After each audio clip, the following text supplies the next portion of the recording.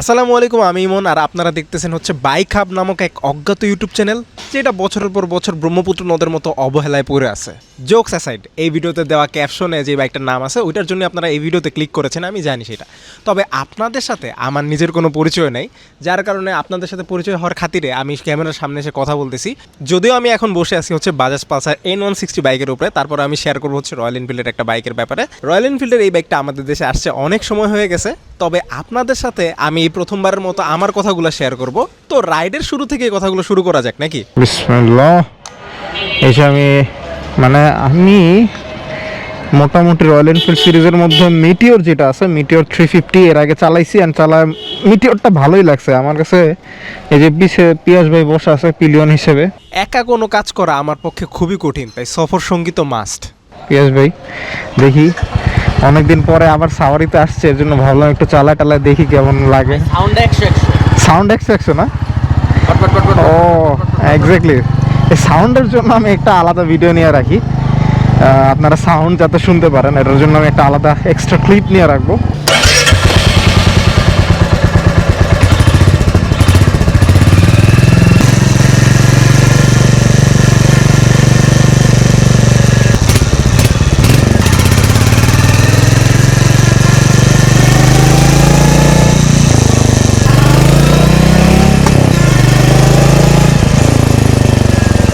মানে সাউন্ডটা আসলেই জোস, অস্বীকার করার কোনো ওয়ে নেই। বাট রয়্যাল এনফিল্ড সিরিজ যখন লঞ্চ হইলো এক্স্যাক্টলি, তখন আমি বলছিলাম যে আসলে মিটিওরটা আমার মনে হয় না যে ঢাকা শহরে চালানোর মতো কিছু, কারণ মিটিওরটা একদম একটা ক্রুজার বাইক। যেহেতু এটা হচ্ছে একটা ক্রুজার বাইক, আর ক্রুজার বাইক মানে বুঝতেছিনি হচ্ছে এটা সাইজে অনেক বড় হবে, আর সাইজে বড় মানে রাস্তার মধ্যে টেসলার আক্রমণে আমাদের পড়তেই হবে। টেসলার আক্রমণের কথা বলতে বলতে ভাই বৃষ্টির আক্রমণে পড়ে গেছি, দেখা যাক পরে কি হয়। হ্যাঁ, টেসলা ঢাকা শহরে যেই পরিমাণ টেসলা, আমি ভাবিই নেই যে আসলে এটা আদৌ ঢাকা শহরে চালানোর যোগ্য কিনা। বাট যখন এটা প্রথমবার চালানো হয়েছে, সেটাও সাওয়ারি থ্রুতে। প্রথমবার চালানোর পরে মনে হইলো না, ইটস গুড। অ্যান্ড ইভেন আমি এটা এত সুন্দর কন্ট্রোলিং, মনে হয় যে চিপা চাপা দিয়েও চলে যেতে পারবো। বাট হ্যাঁ, জামের মধ্যে একটু প্যারা হয় ভাই, দাঁড়ায় থাকলে তো পেন লাগবেই, কারণ গাড়িটার ওয়েট অনেক বেশি আর জায়গাটাও লাগে ভালো।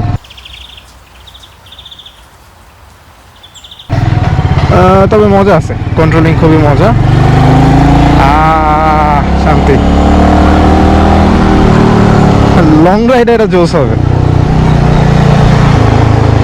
পিয়াস ভাই কেটে নিয়ে লং রাইডে আসছিলেন?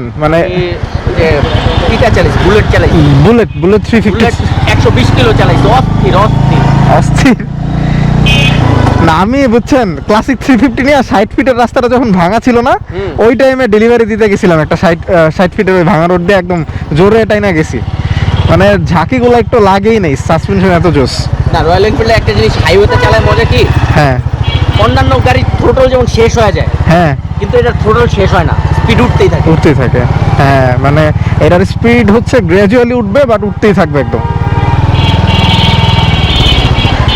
ধাপ করে ওঠার জিনিস না, গ্র্যাজুয়ালি উঠে আর কি।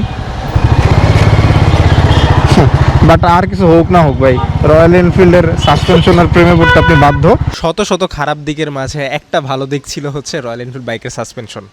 হান্টার 350 বাদে রয়্যাল এনফিল্ড ক্লাসিক 350 এবং বুলেট 350 বাইকের সাসপেনশনের প্রেমে পড়তে আপনি বাধ্য। পার্সোনালি আমি নিজে চালাইছি এবং ভাঙাচোরা রাস্তায় প্রচুর চালিয়ে এটার ভালো একটা এক্সপিরিয়েন্স পেয়েছি। আশা করি আপনারাও যারা ক্লাসিক 350 বা বুলেট 350 একবার চালিয়ে দেখেছেন, তাদের কাছেও এই পয়েন্টটা অনেকটা সিমিলার লাগবে। যদিও মিটিওর সিরিজের সেন্টার অফ গ্র্যাভিটিটা একটু মিডিলে থাকার কারণে আপনার এটার মধ্যে একটু বেশি ঝাঁকি লাগবে আমার মনে হয়। আচ্ছা, তবে ক্লাসিক বা বুলেটে ঝাঁকি একদমই কম লাগে, বাট এটা চালায় মজা। ওগুলোর থেকে আমার কাছে চালায় মজা লাগে, কন্ট্রোলিং ওগুলো আবার দেখতে সুন্দর। মিটিওরের থেকে ওটা দেখতে সুন্দর, ক্লাসিক বা বুলেট আমার কাছে সুন্দর লাগে। আচ্ছা, এইদিকে কই যেতেছি ভাই? আরে সাউরিতে আমি মাঝে মধ্যে আইসা যেটা পছন্দ হয় বাইক টাইক মাঝে মধ্যে চালাই টালাই দেখি। নতুন বাইক আসলে সাউরির থ্রুতেই চালানো সৌভাগ্য হয় আসলে। আমি যতগুলা এইটা, আচ্ছা ডানে, এই চিপার জঙ্গলে যাবো আমরা। এটা গেট তো বন্ধ করে রাখছো ভাই, তাহলে কি করবো নাকি? কলোনি অথবা চিড়িয়াখানা? কোন দিক দিয়ে? আচ্ছা,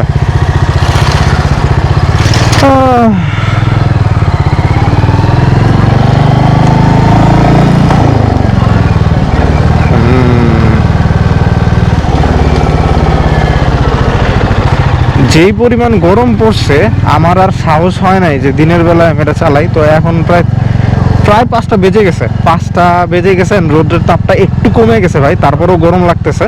অ্যান্ড এই যেই কারণে আমি হ্যান্ড গ্লাভসও পরি নি, এখন হ্যান্ড গ্লাভস ছাড়া চালাচ্ছি। বেসিক্যালি আমি হ্যান্ড গ্লাভস ছাড়া চালাই না, সবসময় হ্যান্ড গ্লাভস পরে থাকি।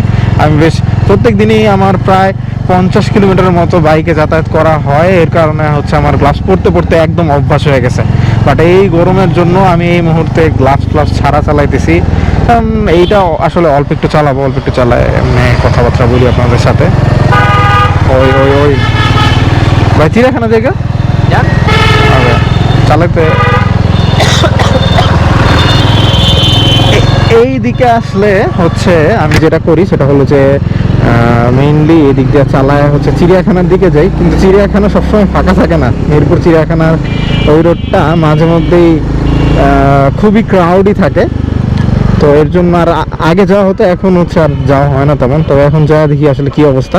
আজকে অবশ্য সরকারি ছুটি, মোস্ট প্রবাবলি আজকে সরকারি ছুটি। তো সরকারি ছুটি হলে তো ভাই আরও ভিড় হওয়ার কথা, দেখি কি অবস্থা।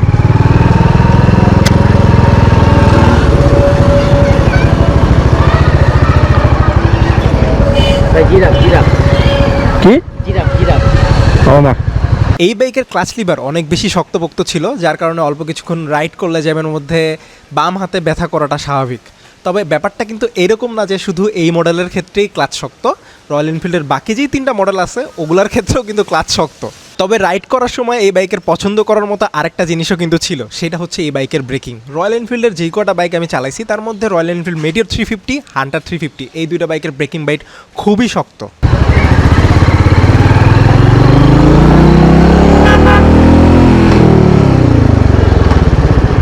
ব্রেকিং বাইট খুবই জোর সেটার। এটা না আসলে রয়্যাল এনফিল্ডের সবগুলো বাইকের ব্রেকিং বাইট খুবই সুন্দর। জাস্ট ওয়েটটা যদি আপনি নিতে পারেন তাহলে হয়তো আপনার জন্য ভালো হবে। এই দেখেন আমি হচ্ছে এখন কিন্তু মোটামুটি জ্যামের মধ্যে চালাইতেছি, আমার কতটুকু কি প্যারা হইতেছে সেটা আপনারা ফিল করতে পারবেন আশা করি। তবে হ্যাঁ, সিগন্যালের মধ্যে সিগন্যাল পরে দাঁড়ায় থাকলে ওটা আমার কাছে পেইন লাগে সবসময়, যদি ওটা ভারী গাড়ি হয়। রয়্যাল এনফিল্ডের 4টা বাইকই ভারী। মিটিওরটার ওয়েট ব্যালেন্স আমার কাছে ভালো লাগে আসলে ওই বাকিগুলোর থেকে, যার কারণে এটা আমি ওই যে ফার্স্টেই বললাম এটা আমার কাছে ভালো লাগছে।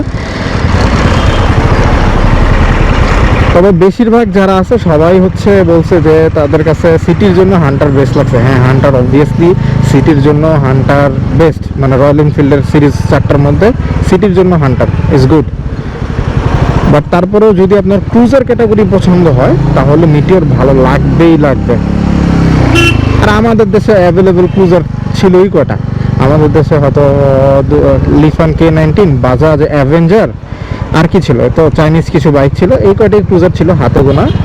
সো হাতে গোনা এই কটা ক্রুজারের থেকে একটা রয়্যাল এনফিল্ড ক্রুজার চলে আসলো, এটা ভালো না?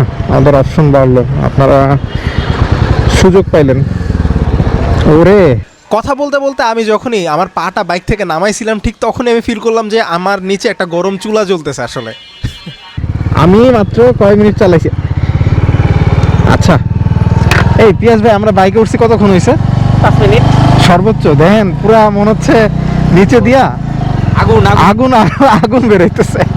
মধু মধু রসমালাই মধু না, ব্যাপারটা হলো যে এটা সবাই আসলে বাইক আসার আগেই জানতো যে রয়্যাল এনফিল্ডের বাইক, আর রয়্যাল এনফিল্ডের বাইক হিট হয়, এটা একদম সবাই জানে। আর আমাদের দেশে তো গরম পড়ে, মোটামুটি বছরের বেশিরভাগ টাইমে গরমই থাকে। আর এই যে রিসেন্টলি যে তীব্র গরম পড়তেছে ভাই, এর মধ্যে গরম আসলে সহ্য করা যায় না। বাট এই যে চালাচ্ছি এখন রিল্যাক্সে, এই টাইমে আসলে এই গরমটা আমার তেমন একটা ফিল হইতেছে না। বাট যখনই আমি হচ্ছে স্লো চালাবো তখন ভাই এই নিচের থেকে হিট উঠতেছে, ওটা ফিল করা যায়।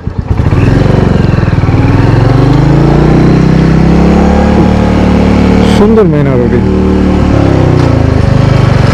Tesla side.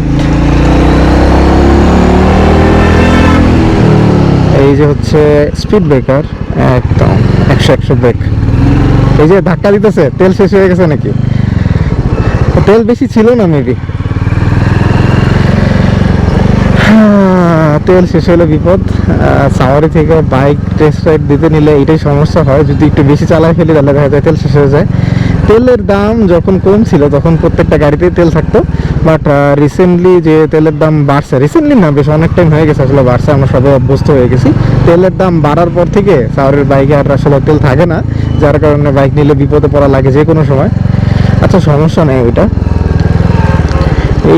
এই জায়গাটাই আমি রয়্যাল এনফিল্ড যখন মিটিওর ফার্স্ট চালাইছি তখন ভিডিও করছিলাম, এই জায়গাটা এনে একটা রিল বানাইছিলাম ছোট, আর ভিডিও করা হয়েছিল, বাট ভিডিওটা আর আমি দুর্ভাগ্যবশত পাবলিশ দিইনি। আচ্ছা একটা জিনিস, সেটা হলো এই যে আমি এখন ফিল করতেছি বাইকটা যে পরিমাণে হিট হয়েছে, প্রচুর হিট হয়েছে, প্রচুর। পরে রে একদম এদিক দিয়ে ধোয়া উঠতেছে এরকম লাগতেছে। যাই হোক, প্যারা না, শখের জিনিস, শখ করে চালাবেন। আশা করি শখ পূরণ করা উচিত সবারই, আমাদের সবার শখ পূরণ করা উচিত একটা না একটা টাইমে। অ্যান্ড শখটা হচ্ছে আপনার একটা মেমোরি ক্রিয়েট করবে যেটা আপনার আজীবন থেকে যাবে। তো কত সুন্দর একটা কথা, তাই না? শখ পূরণ করা উচিত। হ্যাঁ, শখ পূরণ করা উচিত। কোনো জিনিসের প্রতি যদি আপনি অনেক বেশি প্যাশনেট হয়ে থাকেন, কোনো কিছুর জন্য যদি আপনার অনেক বেশি আগ্রহ থেকে থাকে, তাহলে অবশ্যই জীবনে একবার হলেও সেই জিনিস এক্সপিরিয়েন্স করা উচিত। তবে হ্যাঁ, অনেকে আসলে কি শখের বসে অনেকে এই রয়্যাল এনফিল্ডগুলো কিনে হচ্ছে এরপরে ধুমায় সেল করতেছে। হ্যাঁ, মানে আসলে কি তাদের পারপোজ তো ফুলফিল হইতেছে না, যে যেই ইউজে তারা রয়্যাল এনফিল্ডটা নিছে ওইটা হচ্ছে না, যার কারণে তারা সেল করে দিতেছে।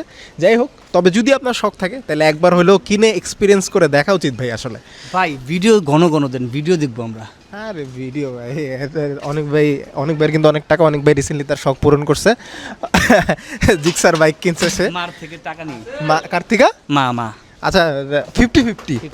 আচ্ছা, তার মা অর্ধেক টাকা দিছে আর হচ্ছে সে অর্ধেক টাকা দিছে, তো 50-50-তে সে একটা জিক্সার বাইক কিনছে। যাক মাশাল্লাহ, আমার টাকা নেই তাই আমি শখ পূরণ করতে পারতেছি না। দোয়া করবেন যাতে আমার টাকা হয়, আমি একদিন শখ পূরণ করতে চাই ইনশাল্লাহ। আচ্ছা, ভিডিও এই পর্যন্তই রাখি, আর বেশি বড় না করি। অনেক বেশি বড় করলে হয়তো আপনারা নিজেরাও বোর হয়ে যাবেন, কারণ আমার তো আপনারা চিনেনই না, তার উপর আবার অচেনা একটা ব্যক্তির কথা এতক্ষণ কেন শুনবেন। তার কারণে আমি ভিডিও যতটা সম্ভব ছোট রাখার ট্রাই করতেছি, আর আসলে নিজের ভালো লাগার কাজ। অ্যান্ড দেখা যাক, কমেন্টে আপনাদের মতামত জানাবেন প্লিজ। আমি জানি না আসলে কেমন রেসপন্স পাবো। এই তো, আসসালামু আলাইকুম, আল্লাহ হাফেজ।